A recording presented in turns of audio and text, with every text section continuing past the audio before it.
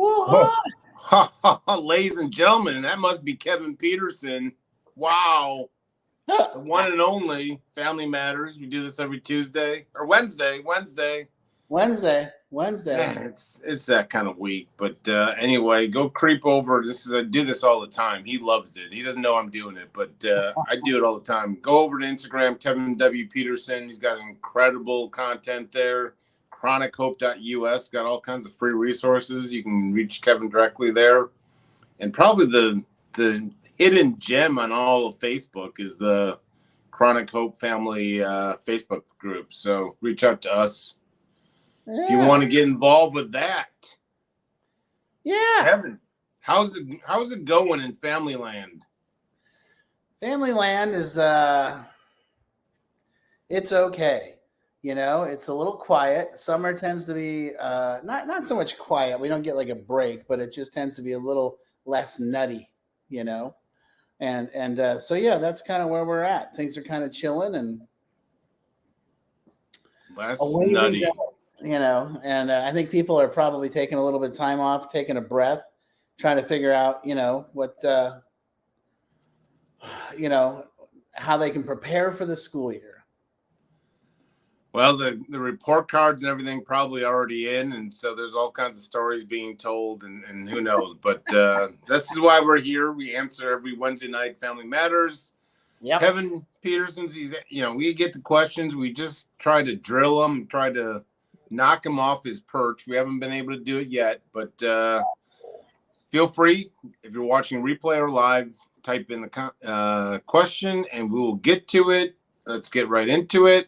Yeah. Our son went into treatment after we did an intervention on him. My question is, how do we deal with the drama he left behind? Money owed to people, filthy living spaces, etc.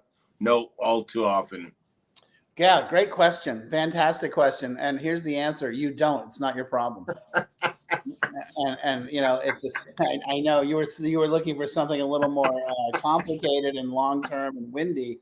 And the answer to that one is, it ain't your problem. Now, if you have co-signed for a car or a lease or an apartment, or you're on the hook for that stuff, I mean, if you can, pay it off and then present him with a tab, but no more. I mean, if that's his business and his problem, and that's his business and his problem. Now, I mean, I have a person right now that's in treatment, and the mom's like, I got to get him out of his. So the mom cleaned out the apartment, and I was like, that's fine. I get that's a kindness on your heart, but you don't got to do that. This is his situation. He's an adult. He needs to learn how to handle his business. The longer you continue to solve their problems for them, the longer they're going to behave like a child, because they're not being required to behave like an adult. If that makes any sense. Well, they got to go back to some kind of quote unquote mess. I mean, if you're coming out of treatment and everything's cleared out, I mean, we've lost the consequence. I know for me, like the reality of some of my, let's just call it so-called life. I mean, I had to make some amends financially. I mean, I had to do all number of things. And if everything was all paved, I'm not sure I would have learned or, grown through that whole process. So, yeah, you're saying leave it alone. Obviously, sometimes there's kids involved with child payments and stuff like that. I mean, there's always exceptions to the rules, but for the most part, you're saying kind of just leave it, let them kind of figure it out on their own. Learn how to solve your own problems. Imagine that. They can't take care of everything. Well, you can try. I mean, you can try, but the longer you continue to solve their problems, the longer they're going to continue to behave like a child. So amazing how that happens. 6 months ago, I left my husband due to his using. It was a severely codependent relationship and a long time coming. Since being on my own, I'm struggling with feeling fulfilled, happy, and content. So you kind of have a codependent kind of left with herself. Let's just say that. Yeah, no. Yeah. First of all, good for you for leaving your husband, and good for you for taking care of yourself, stepping up, and putting your needs first. And that is fantastic. And you need to do the same thing you would hope your husband would do. You need to get into recovery, because all those things you're talking about are exactly what happens when someone goes cold turkey from their thing. For you, it's codependency, but doesn't treat it right. So again, good for you. I think you're amazing. I'm totally proud of you. This is absolutely fantastic. But let's get to the next step and let's get some help for you. And that help can come in the form of therapy, a good community, some 12-step groups, maybe faith-based if that's your thing.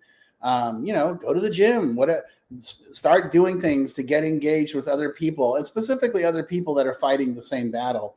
And you will find an amazing thing that happens is that you'll start to develop this sense of community, and that community will get you through this. But I also have to tell you that I'm going to sound a little bit like a broken record. You definitely need therapy. At the very least, I want you to get some therapy. So. Well, I mean, codependency, I mean, here you have it. I mean, it's a question. I'm glad we got it. I mean, just it's not the drugs and alcohol sometimes. I mean, like, you may love an addict, but the codependency is a real issue that needs to be dealt with. Yep. Sure does. Yeah. And it's literally no different than dealing with addiction or alcoholism or whatever. It's the same thing. You have to treat it the same. You have to be willing to make that change in your life. And if that's going to be the best thing that happens to this person. You said therapy. Is there something specific you asked or looking for a therapist of? Is it codependency? What's she looking for? Yeah, I would like codependency, but I got to tell you, I also think some trauma therapy. I think that's in order. I think finding someone that understands grief and loss, trauma. So yeah, she had lost a relationship, and there's grief and loss, and then there's trauma behind that. So not just a regular let's talk about it person, but someone that's skilled and trained in trauma work that's going to help you recover from the situation and learn from it so that you don't repeat it. Amen. Yeah. Amen. As a mother, you want to heal and love your kids, but realize that we are helpless when it comes to our daughter's addiction. I understand the setting boundaries. How can I, as her mother, support her? That's a great question, Mom, and I'm proud of you for figuring things and asking. Here's the deal.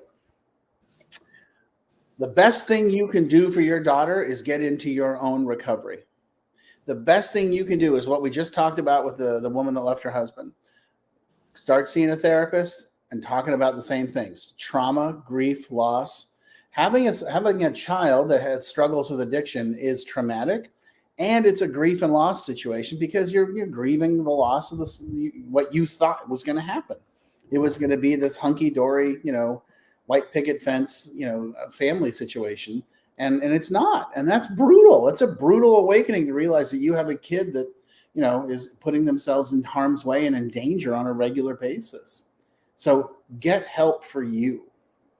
And that's how you solidify those boundaries, is by taking care of you. Get a good therapist, get a good support group. Again, if that could be faith-based, it could be 12-step based, it could be therapeutically based. There's lots of different places to go. Here's the one thing I would tell you. Make sure those programs that you would involve yourself in are focused on the solution, not on the problem. Too many families I talk to are like, oh, I went to a meeting and it was terrible. All they did was tell these drama stories about how horrible everything is. I'm like, yeah, I wouldn't go to that either. That sounds horrible. Quick self-plug for this mom. I would also tell you to read my book, read Chronic Hope, Families in Addiction. I think there's a lot of great information in there about how you can address your issues. Only a third of that book is about the addict. The other 2/3 are about the family and how they can take care of themselves and how to work together as a family. So I think that would be a good idea. You just stole the ending. 2/3 of it is not to do with the addict. Yeah, right. Wow. Isn't that amazing? How do you know when someone has reached their bottom? My brother continues to refuse any. Uh-oh. Yet continues to go deeper and deeper in addiction. Is death the bottom for some? Well, yes. The answer is yes, and. So if this is one of those situations where, okay, I get it that your brother refuses help, but now it's time to talk to Jay. Now it's time to go to the intervention process. And then behind that intervention has to be super strict boundaries on your part where you're like, hey, you're trying to kill yourself and I'm not playing. I'm not going to participate in this process until you clean up your act and stop trying to kill yourself with drugs and alcohol. I'm going to put a big boundary up. Now, and if any point in time you want help and you're willing to take the help, let's go. I'm in. But I am not going to sit here and have you continue to ride this roller coaster on my dime. And an emotional dime, physical dime, whatever, it doesn't matter. But I'm not going to continue to have you ruin my life with your crap. So let's get going here. I'm in. I want to help. And if he doesn't want the help, that's cool. You're an adult. I'll respect your choices as an adult. But my choice is that I'm not gonna hang around and watch this happen. But I would definitely talk about an intervention. So this is a situation where you're drawing healthy boundaries where it's like, don't call me unless you want help, or is what's the situation on kind of communication? Yeah, I would say, he can call you, but the conversation's always going to be the same. Are you ready to start talking about getting help? Are you ready to talk about treatment? We're not talking about money. We're not talking about your day. No. You need help. Let's get you help. You have to be kind of a broken record, but that's the reality of the situation is that he's going to die. You just said, is death a reality? Yeah, it is a reality. Let's avoid that reality, and then all the arguments are going to come for, the treatment, the interventions don't work. People only get sober when they want to. That's all crap. Treatment works, interventions work, and people get sober when they're faced with their reality. So part of his getting sober or maybe hitting bottom is hearing from his family, that's it, we're done, peace. Good luck. We've tried and we're checking out. And when you're ready, let us know. But until then, sayonara. Amen. Sorry. I mean, it's brutal, but he's already heading there anyway. You have nothing to lose, So call his bluff. Alrighty. Our daughter states that she does not want to come to family functions because she does not want to walk into an intervention. Do people usually know an intervention is going to happen? And this coming from a family member is, to me, this sounds like someone that's quietly and subconsciously reaching out for help, but the family is kind of, they just want to have their daughter back, but this addiction, what do you got for this family? Oh my goodness gracious. That is, God bless you is what I got for that family. Here's my thought on this one. The fact that she knows that this is a possibility tells me that she needs help. Okay. And people that don't struggle with drugs or alcohol or a process addiction don't worry about going to the barbecue. They're not worried about it. It's not a concern of theirs. Let me tell you, my sister was never worried about having an intervention put upon her at a family event. So if she's at that state, tonight's theme seems to be, we're not if somebody's got a problem, is that they have a problem, and what do we do when it's gotten over the line? Great questions. So the answer I would say really is that, sit down and talk to her and just say, hey, it seems like you're avoiding us because you're afraid something's going to happen. Let's talk about that. Why are you afraid of that? That's the lead into the conversation. And maybe you have a family therapist. Maybe you have a family addiction coach. Maybe you have somebody that's versed in this situation to be part of that conversation and say, well, okay, well, let's, do you feel like you're struggling with drugs and alcohol? Let's get some help, and let's go down that path. And so that's how I would look at it. Now you're an interventionist. And so there's a certain, you have more of the skill set of, how do you deal with someone that, thinks they're looking around the corner, Yeah.